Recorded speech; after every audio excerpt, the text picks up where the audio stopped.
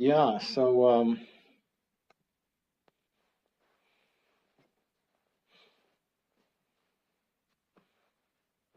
one of the principles of Buddhist thought and Taoist thought is that how we think about ourselves as individuals, a culture, and a race or a species um, has a tremendous amount to do with the outcomes of how we interface with each other, our family, our social system, and the natural world. And so one of the texts that I've just been studying says, if you don't go back to first principles, trying to fix things is like trying to train a dog by waving a stick at it. That you have to go back to first principles in order to actually affect real change rather than just trying to force things into a configuration and then of course that's undermined right away. And so we've all seen this in that you try and create regulations or guidelines based on trying to affect some kind of change, but everyone ends up gaming the system. And the cleverer the constraints are, the cleverer the gaming is. Mm-hmm. And finally, everyone realizes it's a game, and there's no sense of actual virtue or heart in the situation. And it's all a competition of how to fool other people into playing along while you're gaming it. And we see this in the world, in the big time. That sincerity is seen as a fool's errand. Mm-hmm. And the result of that is tremendously successful for the people who are juking the system. And this is a hard thing to understand that in the short term, if I needed, how much money do you have with you? Like in cash? Yeah. Nothing. I have like some Australian money. Okay, so if I needed some Australian money, the easiest way for me to get it from you would be to take out a gun and take it from you. There's no more effective way for me to do that. Mm-hmm. So juking the system works really well short term. And if you have a system where there's no real sense of virtue or a real sense of sincerity, the whole system works that way. And you're trying to basically, society is a way of arbitrating the process so it doesn't collapse. But it doesn't work with the first principles. And what we're seeing is that as long as you have a frontier, that seems to work fine, so long as you're not an indigenous person, a person of the wrong race, the person of the wrong sex, the person of the wrong color, the person with the wrong accent, so long as you're not a non-person, it's awesome for you. Right. If you're on the other end of the equation, you're kind of disregarded. Well, yeah, at best. Mm-hmm. And so one of the key issues is that, when you have a power structure that's, like a democracy that theoretically is about apportioning opportunity and resource based on voting, you have a lot of non-self-advocating stakeholders, like polar bears, like people who are disenfranchised for one reason or another, that are left by the wayside. And you say, well, that's just the way it works. We're in the white people educated club, so who gives a shit? Well, not too bad for them. Exactly right. They should work harder. They should, exactly. We understand that the whole thing is stacked against them, but basically they're lazy. Yeah. So that whole view we're starting to see has a limit, and the idea of limit is very interesting, like an asymptote or limit, or like in mathematics, that everything's fine, but it keeps approaching a point at which there's the process itself no longer makes sense. And so when you get into global climate change, and you have 7 billion people on the planet, and 50 or 100 years ago you had half that. I don't know, can't remember, but it's fast. When you've had that kind of bubble going on, the idea that you can keep engineering the process so it doesn't collapse starts to not make sense. So, am I going somewhere useful here? It's maybe a little bit too abstract, but I can pull you back down if that's all right. Yeah, we're getting there. So let me just finish my preface and then we'll get down to brass tacks. Sounds good. So the question is, how do you find sincerity?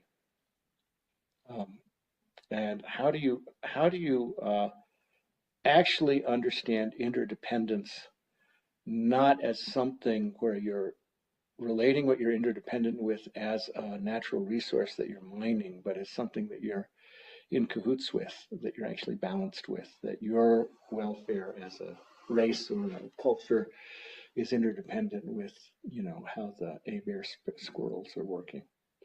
So that's the big question I have in my mind. Mm-hmm. That if you have this system that's basically technologically driven toward manipulating the environment to create, this crazy unsustainable system, how do you get back to first principles so you can make a new and genuine relationship with your environment? It's not based on that. So you're not just playing with the dials with a system that isn't working, but you're having a fresh view. Okay, that's my intro. Mm-hmm. Now we can That's talk. a good one. So would you say, I know that in Buddhism there's a concept of exchanging the self and other. Yes. And it seems from what you're saying that people view the environment as an other that's separate from themselves and fundamentally different, and so it's a tool to be manipulated. So would you say in some way you could argue for the exchanging of self and other and putting yourself in the place of the environment? Yeah, sure. I mean, the process of exchanging self for other, which is called tanglen, is basically a remedy for a misunderstanding that you and other are fundamentally separate. And so exchanging yourself for other is identifying on an emotional level, on a heart level, with something that normally you'd objectify. Mm-hmm. So you would do that with, someone who's suffering. You say, oh, too bad they're suffering, gotta go. Right? And so rather than that, you actually breathe in the suffering and you breathe out the comfort that you have to offer. So exchanging self for other environmentally is a very powerful and important idea. Question is, how do you go about that so it happens on a heart level? What do you think? I think it comes from understanding the environment that you're in, and so it might be necessarily localized at first. Like somebody is coming here visiting the mountain center for the first time and they're from New York, say, and they see there's not a lot of undergrowth and there's not as many trees as there used to, not as much greenery, there's so many rocks, so much dirt. So much dirt. And they're like, what is this? This isn't beautiful, this is sad. Yeah, that's right. So maybe they won't care as much about this place and trying to protect it. But if they lived here or they spent more time here and they understood the ecology, right, they would value it higher. Yeah, when I was just in New York, it was like someone had given all the foliage crystal meth or something. It was completely out of control. It's like, stop growing. The trees were like 40, 50 feet high. I mean, it's just like insane. And I realized I've completely gotten used to the language of this land. And, land or environments really do have languages that aren't made of words, and you feel into them. How do you actually feel into how a place works, not in an analytic way, but in a heart way? Mm-hmm. How would you say that the language of this landscape informs the practice at the Mountain Center? Well, it has this quality of sky, rock, and wind. And then it's ornamented with things that grow. But it's very, very elemental. If you are here at night, you see like these incredible stars, just so bright and powerful. It's like this big pan of the sky. And then the earth, you always can feel the dirt. You can always feel the rock. It's really, really, so it has a sort of inhuman quality. It's not very cozy. Okay. It's very elemental that way. And then what joins them is wind. And the wind is sort of incessant when you live here, especially sometimes of year. And so you're always feeling those three things, or I'm always feeling those three things. It's like that thunderstorm we just experienced. It's like really raw. and it just shows up and it rules and then it goes away and everything's nice again. But it's uncozy place.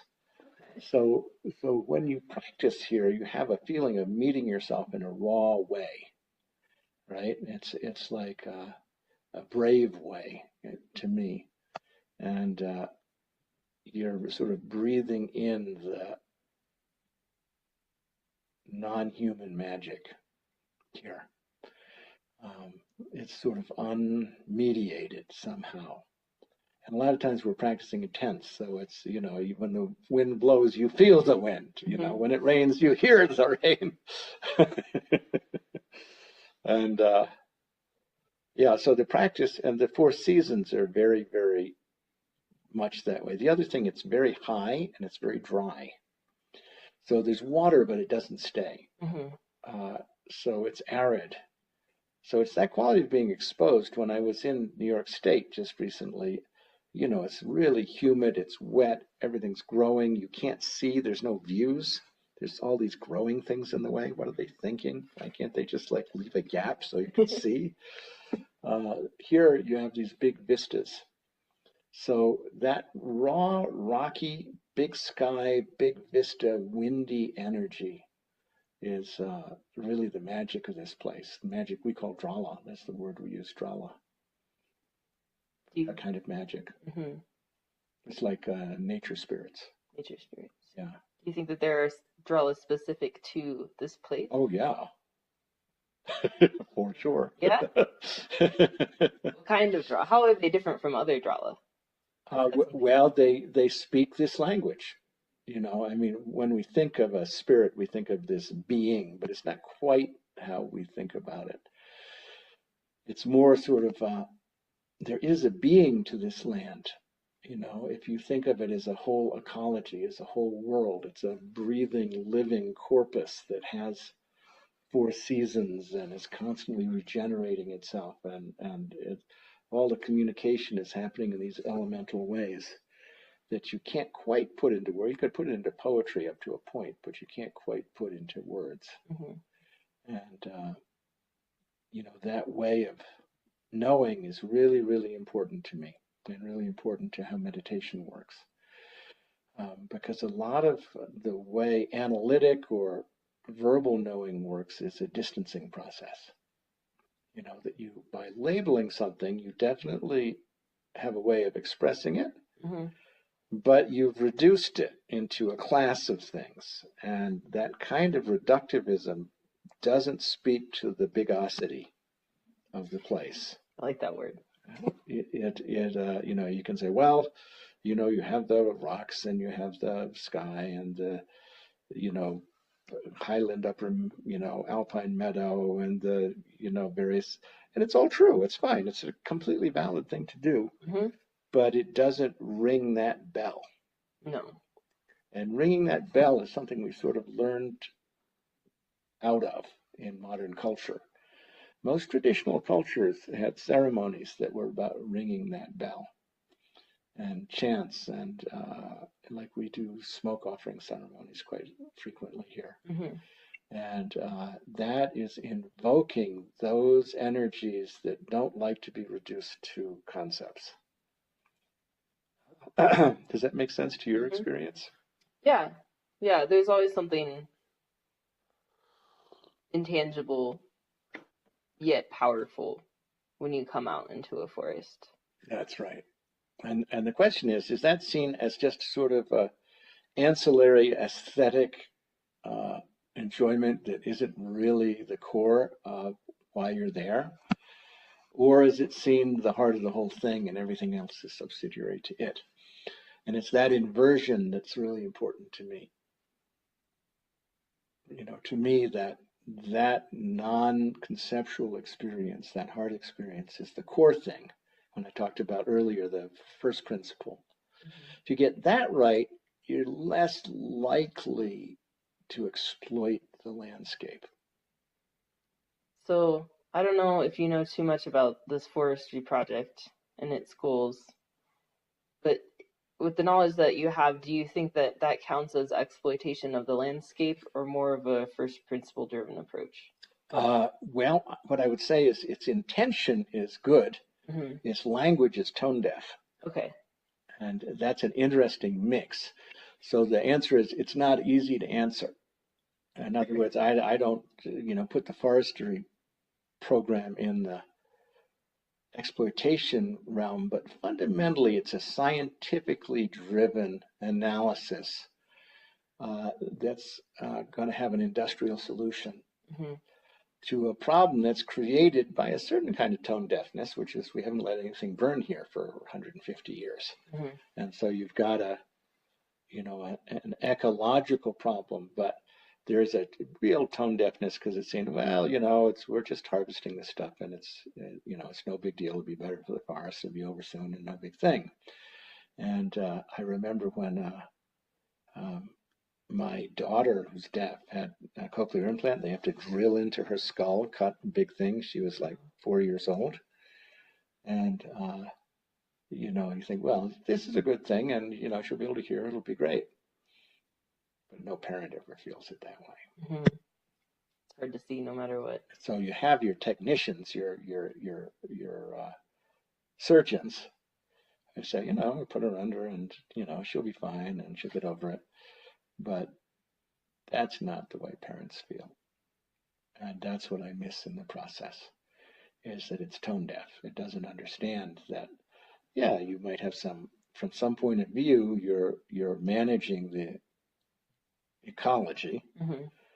based on pretty general principles, like we're taking out 40% of the trees, and that'll create more diversity, and the remaining trees will be more healthy, less subject to uncontrolled burns that can actually destroy the soil structure, and less liable to beetle infestation, and it'll create more habitats for more diverse um, beasts and all that.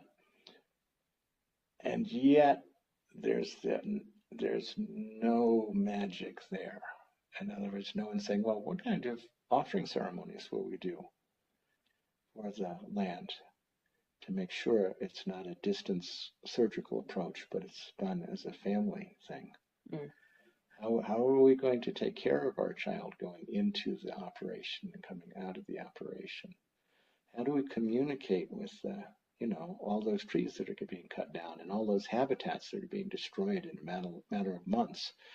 You see, I have real relationships with those animals and insects and birds and trees. Those are real things to me. They're not just sort of abstract, um,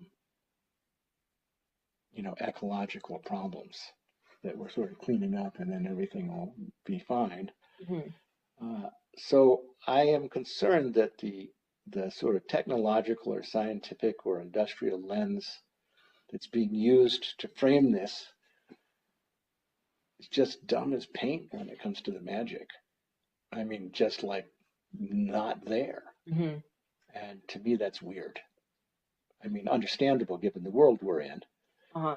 but weird. I mean, it'd be like saying going to the redwood forest and saying, well, we really need those board feet, and this is a highly efficient source of really great timber product that's very resistant to water and insect infestation, and I think we can make a couple of $1,000,000 on it, and we'll just cut those 1,500-year-old trees down.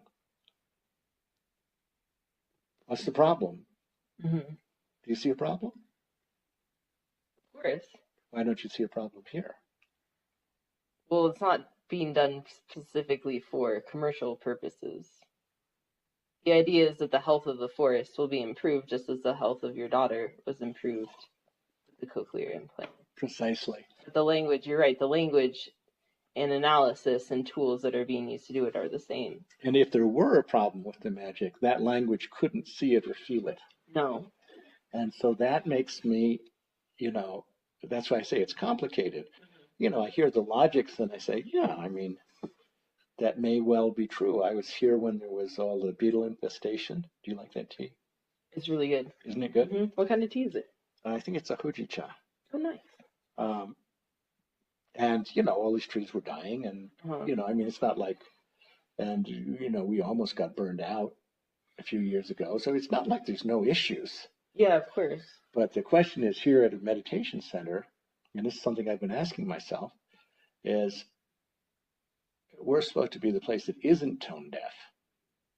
That's why we exist, is to be not tone deaf.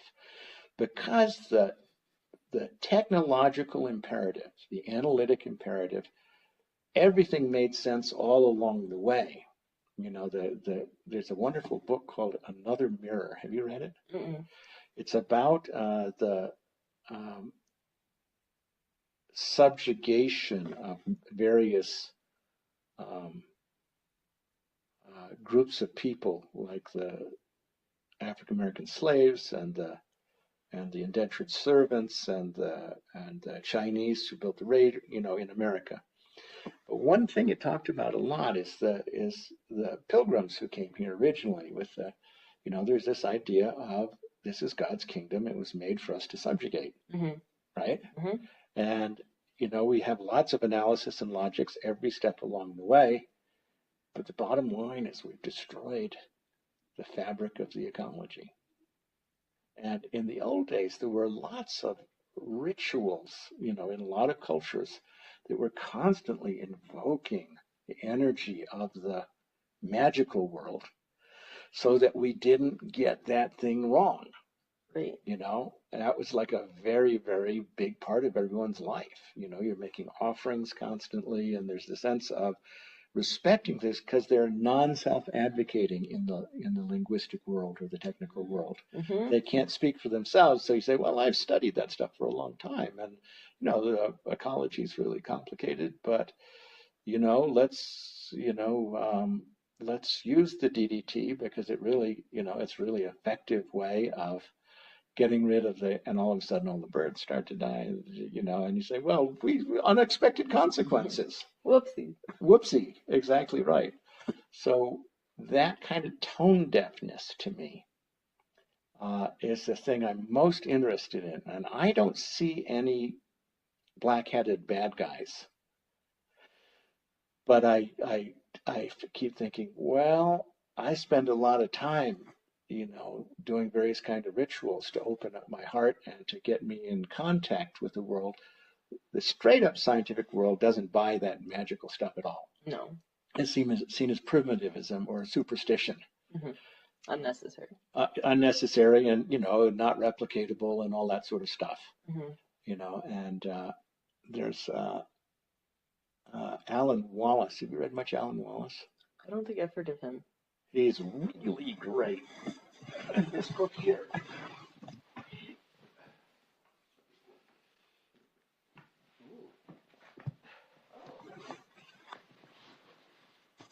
He's the bomb. And this is, he has a PhD in history of science and he's a, heavy duty Buddhist scholar. So he's really examining what science is good at and what it doesn't do. Science becomes a new religion, where that kind of objectivized reality overtakes people's native sense of connection to their world. Mm-hmm. You really can't go past it in some sense. Say it again. You can't go past that. Like it creates a barrier between you and natural. That's exactly right. Because your intuitive way of knowing the world in this moment through what you hear and smell and see and taste and feel mm-hmm. is invalidated because it hasn't been objectified scientifically. And if something comes along that isn't explainable, most people will deny that experience it. Well, yeah, or they'll just put it off. But the important part is the disempowerment, the individual disempowerment in terms of how your heart meets the world. So you feel like, well, I may feel like something's off with this, but I have to go along because they have the science and they've done it other places and it must make sense. Mm-hmm. And it's kind of like naive and childish of me to care that they're cutting down the trees that I have personally watched grow here for 45 years. Personally, mm-hmm. 45 years. Yeah, that's got to be hard to think about. You think? Yeah. So is that just me being sort of romantic? It's a real question. It's a valid question. Of course not. I think that we're built as humans to to learn from our environment, to use it as a compass and a guide. A sense of place and identity comes from it that you really can't just shrug off. You can't just shrug off, exactly. But when you look at primitive societies, Mm-hmm. who, for instance, the tribes in the Brazilian Amazon jungles, they go down there and they learn from them which plants, and then they go and put patents on them and call it science. Don't give any money to the people that they learn And from. those people don't need money That's true. because they're highly integrated with their world. They're not primitive people.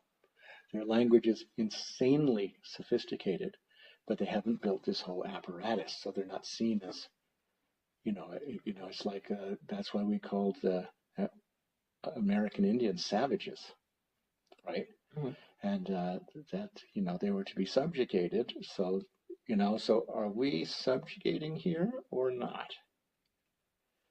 Are we doing something that is, I'm being the real devil's advocate here, is that okay? Oh, please, yeah. Are we doing something that might, in some sense, be good for the land, but doing it without having related to the subjugating mentality that's driving the process? It's a really good question. We don't know. Mm-hmm. So that's why I say to have an on-off, black-white attitude toward the process takes all the creativity and intelligence out of it. It's messy. Mm-hmm. It's not straightforward to me.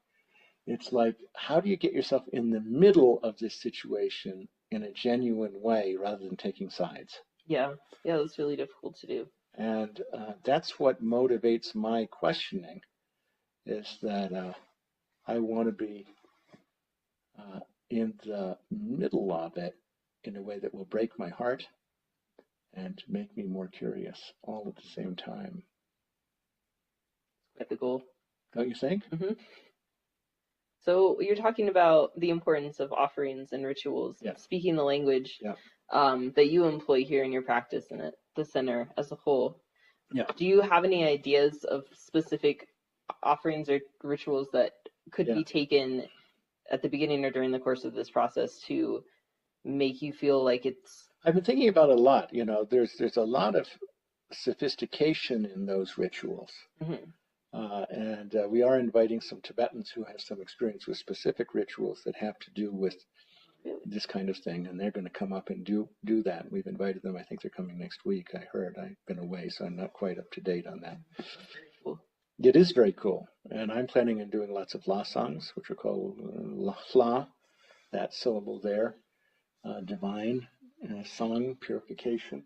It's done with offering juniper smoke. And that's my little offering juniper smoke thing. We can do one if you like. To invite the dralas, Mm-hmm. that word I used, into the situation and start to have a conversation with the whole thing, and say, we're actually feeling, like when you're with your daughter who's 4 years old, you hold her and you talk to her before the operation. Mm-hmm. And you go into the operating room with her before she goes to sleep. And then you stay outside the door. You never leave. You do it with your whole heart. You think, is that something we can do? It's up to us. We can, if we're not too busy. Yeah, we make time for it. We're not too distracted. Yes, we can. What do you think the dralas would say or communicate? Well, my experience is that you have to go and actually talk to them. That's fair. They run the show, and we'll see what they have to say. Okay. Yeah, exactly right. And you can, as you practice, you learn to feel as opposed to analyze. You feel into what that is. That's a lot of meditation practice, is about creating space so you learn to care about how you feel as opposed to think about what you think. And that feeling is not something that's not there already, but we trample over it because we're on our way to the next thing. Mm-hmm. So creating that kind of space provides an opportunity to realize that our heart is already in conversation, and we'll be happy to be like in a really deep conversation if it has the space. Have you had this experience in some situation in your life? What, like what? So, I think just being in any sort of situation, especially like a very difficult place in your life. Yes. And it's easy, especially to want to take action. You feel like you're going to feel better as soon as you start doing something about it. And then it ends up that you do the wrong thing, or you've rushed into it too quickly. You haven't taken the time to understand. I've never done anything like that. That's why you're an Acharya. Totally. Yeah. Yeah. Yeah. So that's,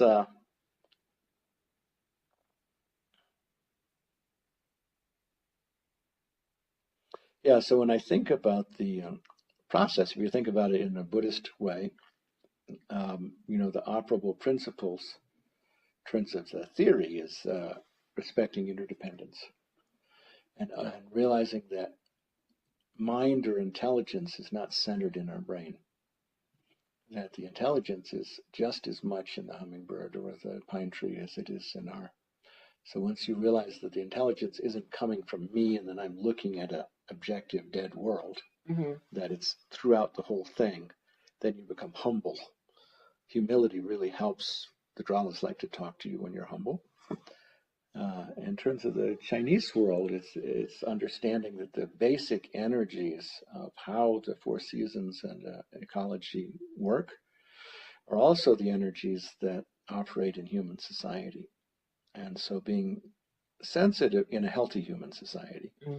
So being sensitive to those in one place means being sensitive in other places. And then lastly is that you have to have a language to connect to the non-objective world, and that's called ritual.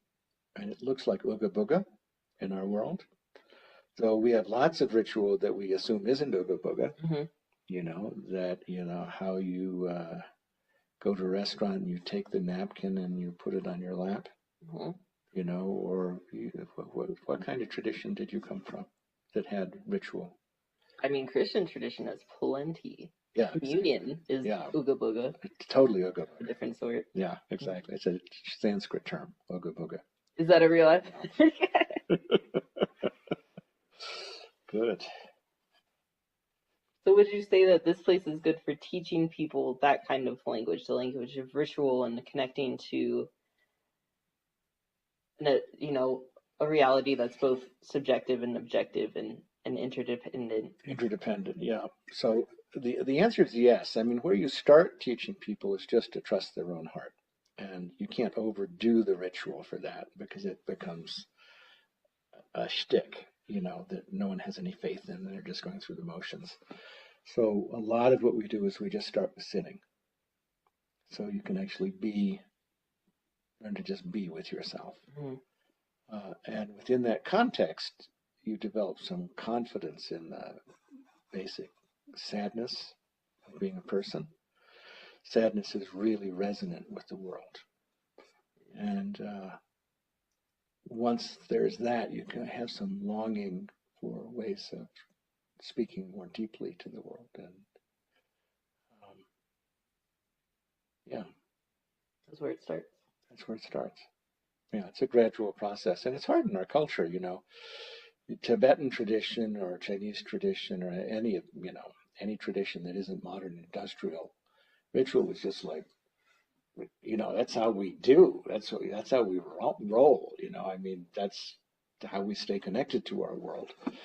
And now it's seen as esoterica, and again, it's devalued scientifically and analytically, politically. It's seen as a show or a manipulative process. And for show, sure, it can be a show and it can be manipulative. That is for sure. There's no doubt about that. But that's not its highest and best use. No. And it does have value, demonstrative value, I would say. Yeah. Well, I mean, when you sing happy birthday for a 4-year-old, right? I mean, it's just a day like any other day. Nothing happened. It's completely artificial to make a Help big you deal. if you don't sing happy birthday to your It, 4-year. it wouldn't be so good. It's a ritual that has a lot of meaning Yeah. and communicates a lot. Blowing out the candles and making a wish. There's real communication there about someone's life. So I guess I'm not sure what time it is, but I think I have time for another question. Um, what would you recommend to the practitioners that whether they live on the land like you do, whether they've seen the trees grow, or whether they just are up here for one weekend retreat, that see the process of this project happening and they feel the sadness Hmm. for the land and they suffer because of that? What would you recommend for them to help them get through it? Well, I certainly say give yourself permission to feel the sadness without deflecting it into blame. Mm-hmm. Um,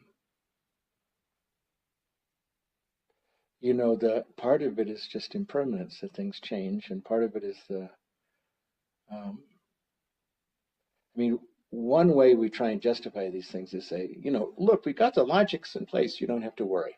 Mm-hmm. And that's just saying, like, no need to feel here. We've got this covered, you know. It's like, um,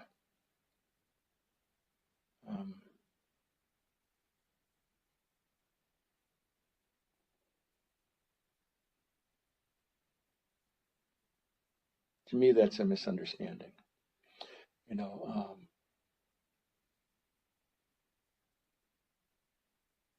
it has nothing to do with whether or not it happens. Again, finding blame is the other side of missing the point. But how do you actually just care?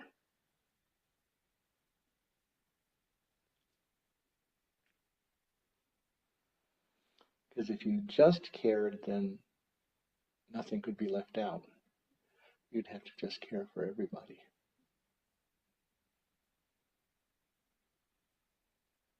If you cared for this little piece of the world, you'd have to care for the whole thing. But if you say, no, don't worry about it, you don't have to care, then we caught in our logical fights, Or if you say, oh, look at the bad people or the bad process, then, but what if you just allowed yourself to care? You think that's the best response? Well, I'm definitely not in the best business. I'm looking for for a genuine response. Okay. Yeah, that actually pays respect to your own heart, allows you to work with the situation as it is, and allows you access to the magic of the world.